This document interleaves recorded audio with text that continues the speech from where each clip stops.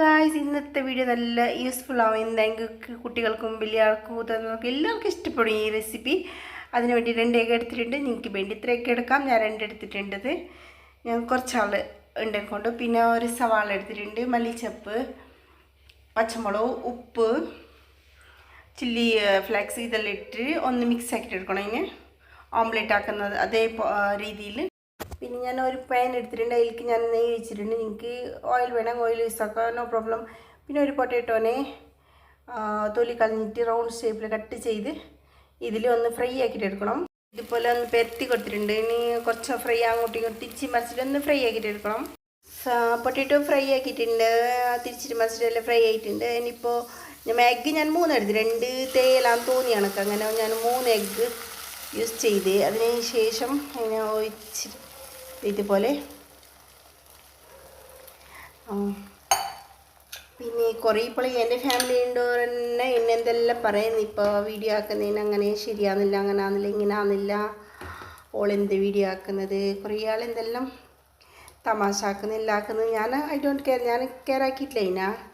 അതിനും വിഷമം തോന്നും അങ്ങനെയെല്ലാം പറയുമ്പോൾ.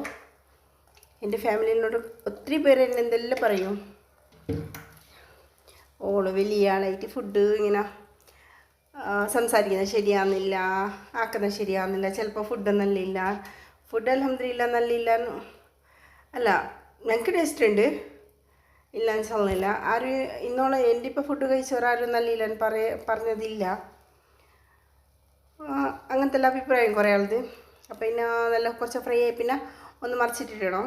ഓംലെറ്റിനെ മറിച്ചിട്ട് കൊടുത്തിട്ട് അതിന് ശേഷം അതിലേക്ക് 2 സ്ലൈസ് ചീസും പിന്നെ കുറച്ച് മൊസറല്ല ചീസ് ഇട്ടിട്ട് കുറച്ച് നേരം ചൂടാക്കാൻ വെച്ചിട്ടുണ്ട്.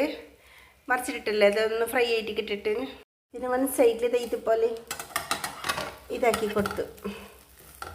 അപ്പോൾ ചീസെല്ലാം നല്ലോണം മെൽട്ടായിട്ട് ഒന്ന് കിട്ടിയിട്ട് നമുക്ക് പെയിന് പുറത്തോട്ട് എടുത്തിട്ട് ഒന്ന് ഇതുപോലെ കട്ട് ചെയ്തിട്ടുണ്ട്. ഞാൻ കട്ട് കൊടുത്തിട്ടുണ്ട്. അപ്പോൾ നമ്മൾ എന്ത് പറയുന്ന പൊട്ടാറ്റോ എഗ്ഗ് പൊറോട്ട റെഡി. അപ്പോൾ കണ്ട നല്ല ചീസി ആയിട്ട് തൊടാൻ ചൂടുണ്ട്, നല്ല ചീസിയൊക്കും ടേസ്റ്റിയൊക്കും. നിങ്ങൾ ട്രൈ ചെയ്യണം. ട്രൈ ചെയ്ത് ഇഷ്ടപ്പെട്ടാൽ കമൻറ്റ് അറിയിക്കണം. Okay, by.